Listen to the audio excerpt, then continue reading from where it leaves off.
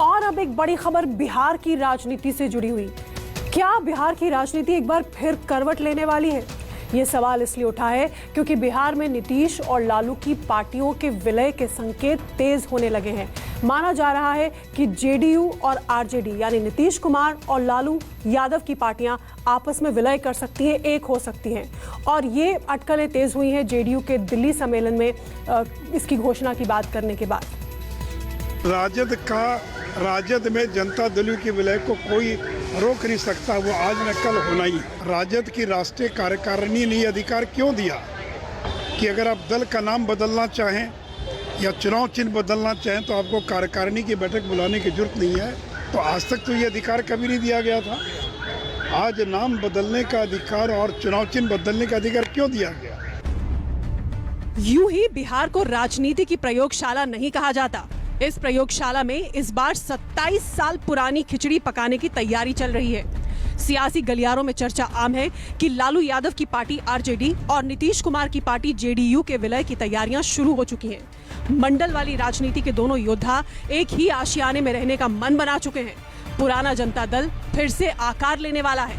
पटकथा आरजेडी के दिल्ली सम्मेलन में ही लिखी जा चुकी है, जब पार्टी का नाम और सिंबल बदलने के लिए तेजस्वी यादव को अधिकृत किया गया। संकेत बिहार की राजनीति में दिखने भी लगा है। अब फिर हम लोग उसको छोड़ करके फिर आ गए वापिस अपना जगह पर। अब इसलिए कुछ नहीं, अब इसको बड़ा बात समझ गए।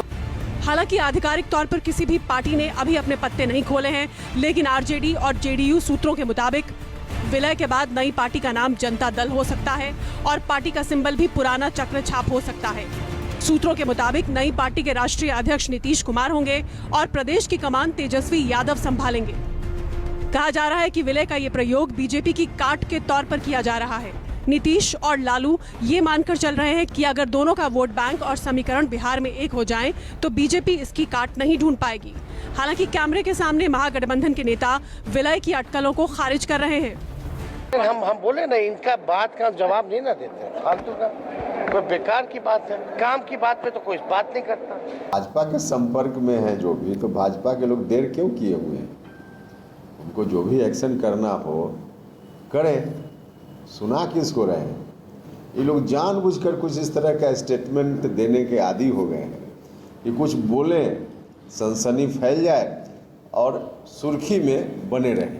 हर एक बात पर रिएक्ट करना बहुत ज़रूरी नहीं है। जितना जोर से आप प्रश्न पूछ रहे हैं, कोई ज़रूरी नहीं है कि हम उसका उत्तर भी उतना ही जोर से दें। हमारे लिए ये सब इनसिग्निफिकेंट है। कोई हमको, जैसे अगर आपको डिमोरलाइज करने के लिए कोई बात बार बार कहता हो तो कोई ज़रूरी नहीं है कि हम उसका उत्तर दें। अब सुशील मोदी जी ज्योतिषाचार्य हो गए हैं, ये तो हमको नहीं पता है कि भविष्यवाणी भी राजनीतिक करने लगे हैं। बिहार में महागठबंधन के अंदर 7 पार्टियां हैं। जीतन राम मांझी की पार्टी हिंदुस्तानी अवाम मोर्चा को भी लगता है कि विलय की बात महज बीजेपी का फैलाया हुआ भ्रम है। सुशील कुमार मोदी जी मीडिया में बने रहने के लिए अनर्गल बयानबाजी करते हैं। आप कह रहे हैं कि राष्ट्रीय जनता दल और जनता दल यूनाइटेड का विलय होगा। कल को हम ये कहें कि हिंदुस्तानी अवाम मोर्चा में भारतीय जनता पार्टी का विलय होगा और सुशील कुमार मोदी जी हिंदुस्तानी अवाम मोर्चा का दामन थामेंगे, तो ये अपने आप में आश्चर्य नहीं लगेगा? राजनीति संभावनाओं का खेल है और नीतीश कुमार के बारे में कहावत भी है कि नीतीश के पेट की बात खुद नीतीश भी नहीं जानते। उन्हें खुद भी नहीं पता कि उनका सियासी ऊंट कब किस करवट बैठेगा।